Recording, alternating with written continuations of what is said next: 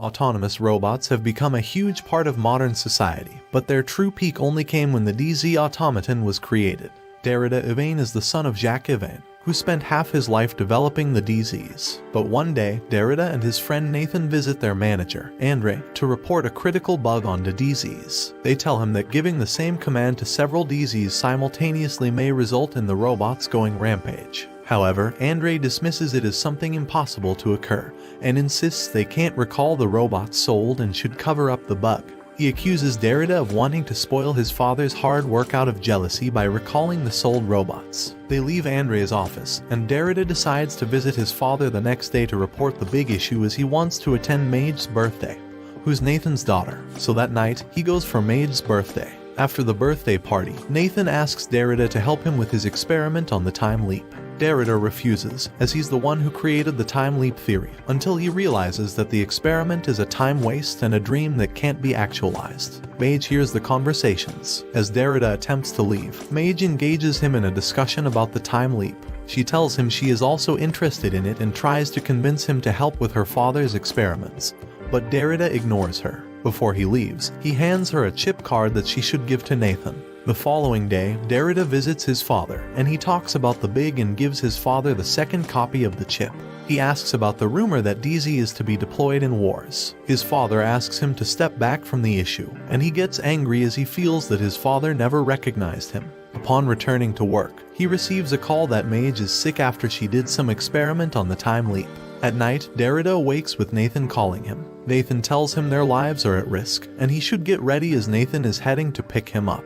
In the car, Nathan tells him that Andre has militarized the DZ, so he refuses to call the robots back. They drive away, but their car flips when Andre tries to turn the car to get the chip that Derrida has given to Maige. Andre catches up with them and reveals he killed Derrida's father and will frame Derrida for killing Andre, and then end his own life. Andre orders his men to shoot the car. The explosion sends Derrida falling near the cliff. He gets up and walks through a forest and sees visions of Maige appearing and disappearing. He falls into a laboratory and rests in a capsule.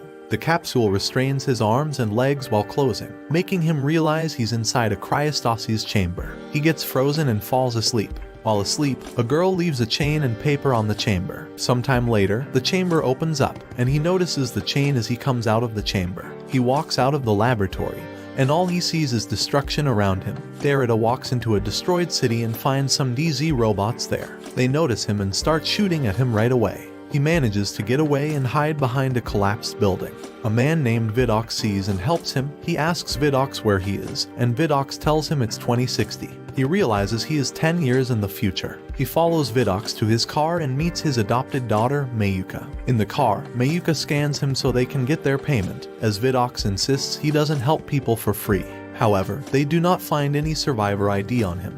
He reaffirms to Vidox that he just woke up after about 10 years of sleep. They drive the robot car called Graham among the DZ around and eventually get to safety. Derrida realizes that if he can get the chip he gave Maige, he may be able to control the DZ. He asks Vidox to help him, but Vidox refuses because he doesn't have money, so he explains what he is to Vidox and tells him his past. He tells Vidox he has been pronounced dead, but he can change everything that has been happening.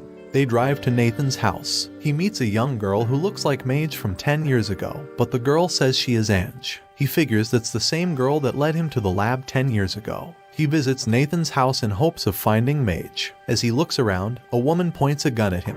He recognizes her to be Yuri, Maige's best friend. He tells her who he is and asks about Maige. Yuri tells him that Maige is dead. Yuri takes him to Maige's grave, but she isn't sure he is Derrida because news outlets announced 10 years ago that Derrida died after killing Nathan and his father. Derrida explains what happened to him. Donna, a strong mercenary sent to kill Derrida by Andre, arrives. Vidox holds off Donna while the others run to the car. Donna is a robotic assassin, and she is smart, but Vidox finds his way around her. Vidox returns. He asks Derrida who is after him as only top-class people hire Donna, but Derrida doesn't know. Vidox insists he will get the payment for protecting him and they drive away from Donna. Unfortunately, Donna attacks them again from above. They escape to a base camp cave where Derrida tells Yuri he knows her, and he explains how they met on Maige's birthday. He reassures her he is indeed Derrida and she decides to trust him. She takes him to her house in the marketplace and shows him several pictures of Maige. She confesses that Maige is still alive,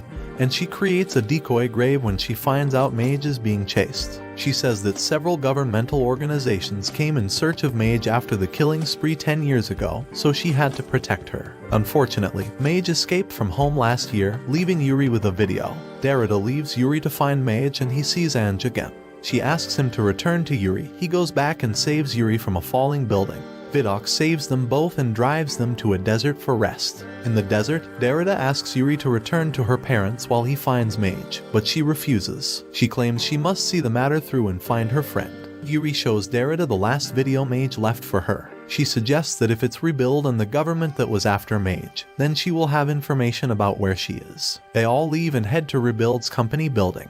As they get to the underground tunnel that leads to the company, they meet several DZ. Derrida finds out the DZ has a low battery, and they are just standing by pending the time they will be at risk, so he suggests they switch off their Graham's light. However, it isn't enough, so Vidoc drives and crushes them. Vidoc and Derrida enter Rebuild. With the aid of Derrida's overridden access card, they gain entrance. On their way, Vidoc tells Derrida he won't be involved in revenge, and if Derrida's aim is revenge, they have to split. They enter, and Vidoc finds all information on Mage. At the same time, Derrida goes to his former office and accesses Nathan's laptop and finds something really weird. Graham informs them human security is coming, so they escape from the facilities with the information gathered. As they get home, Derrida informs the others that the bug isn't a mistake, and he finds a document that shows it was intentionally planted, and the contract was signed by all the company executives except his father. He promises to find the truth, and Vidoc decides to continue helping him.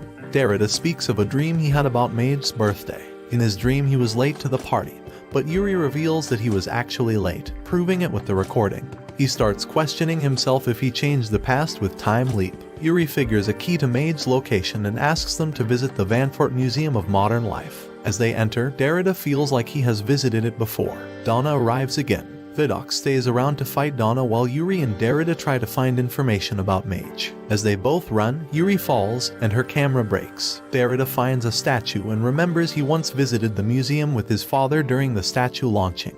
He goes back to Mage's birthday. In his flashback, he sees that he visited his father that night and warned him ahead of Andre's attack.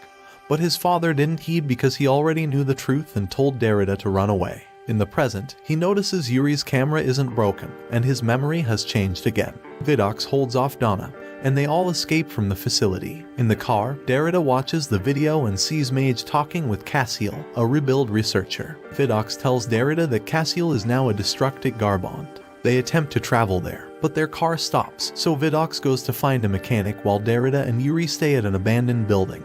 In the building, Yuri talks about Derrida's thesis on time travel and shows him a picture on her camera of where he traveled. While looking at it, he sees a trance of Ange again. Ange tells him Pandora's box has been opened for him, and he should use it well. He figures the way to time travel is to think of the day he wants to go, and with vivid memory, he can time travel. He does this several times, but it doesn't avert the danger. He eventually returns to the present world to sleep. The following day, he learns from Vidoc that Yuri has been kidnapped the night before. Derrida leaves the group to search for Yuri. After a futile search, he returns to the group at the mechanic's workshop. Vidoc mocks him for his futile effort. He tells him a man named Schmidt-Mayer is looking for him. And if that's the case, it means Yuri's kidnapper will try to use Yuri as a hostage. Just as Vidoc has assumed, Yuri's kidnapper, Schmidt-Mayer, who works for the government, approaches Derrida to exchange Yuri for the chip. Derrida returns to the workshop and tells his group about this. They make a great plan to give him a blank memory card since they also do not have the chip. They get to the exchange point that night. Derrida asks that the exchange be documented. At this point, Mayuka throws a smoke bomb, and they escape. They have to ride in the waters, and Graham as well. They eventually reach a safe point where Yuri confesses that she was the one who opened the chip a year ago, and that was what alerted the government about the existence of the chip. They travel to Garbon to meet Cassiel. On their way, they fall into a trap, and their communication is interrupted. Vidoc figures it may be Donna's trap, and since they know Donna doesn't attack in public, they decide to stay at a hotel. In the hotel, Derrida tells Yuri he recognized the voice that bugged their communication. Also, Vidoc arrives to tell them Donna is also looking for Cassiel. The communication bug comes on again. Derrida recognizes it as the voice that warned him of the bug. He remembers it was Cassiel who told him about the bug in the first place and made him create a chip. Cassiel tells them he has something to tell them and also tells them where to meet him. The following day, they travel according to Cassiel's instruction, but Donna tails them. Cassiel weakens Donna's prosthetic hands, and they escape. In the car, Cassiel tells them he was part of the team that designed and hid the bug. But now, he is telling them the truth due to his guilty conscience, as he has lost his wife and family to the robots. He also informed them that Mage came to meet him before leaving, and he gave her some necessities. And she said she was going to a quiet place. They stop by a mountain where Donna attacks again. She stabs Vidox and Derrida uses Cassiel's weapon on her again and they escape through a bus. Vidox is injured and begs Cassiel to distract the bounty hunters till he recovers. Derrida doesn't understand until he sees some red missiles. They inform him that the government is planning to destroy the affected areas. Derrida attempts to go back to the past and change this, but Ange, that speaks to him, tells him he can only change the past once. Derrida assumes that since Mage is trying out his thesis on time riding, she will be at Yates Engineering College. They attempt to drive there. The group is tailed by several cars, and Cassiel fulfills his promise of diverting the hunters. The team escapes, stopping to rest at a safe place. They are attacked by DZs and Derrida,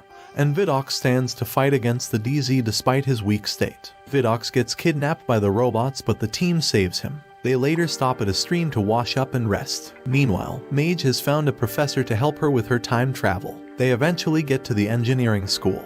However, they aren't allowed inside. Marlene, Derrida's instructor, sees him from afar off and orders that he should be allowed into the building. He and Yuri sit to talk with Marlene, who informs them that the first time she met Mage was during her father's burial, after which Mage came to meet her about Derrida's research on time travel. She refused Mage and 6 months ago, Mage returned. She had perfected her studies of the time travel theory. Reluctantly, she gave Mage Derrida's document despite knowing it was risky. Derrida regrets his 2 experiments, the DZ and the time travel theory. Marlene tells him about one of her failed experiments which led to Donna and says the failure of scientists is leaving his experiment undone. She gives him a jamming device to block DZ's sensors that Mage gave her. Derrida reads through some of Nathan's work and finds out where Mage is. Derrida tells his team that Mage is at his lab trying to practice time riding so she can change the world. While they talk, they receive the news that an opposing government is planning to throw missiles at the part nation taken over by DZ.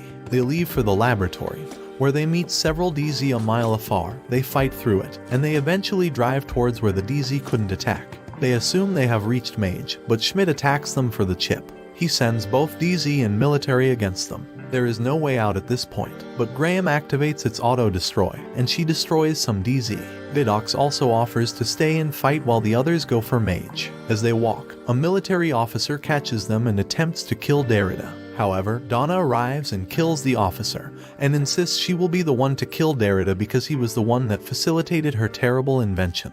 Derrida apologizes to her. He tells her she was fashioned after humans, and he didn't invent her for evil. However, he apologizes that she was used in such a way.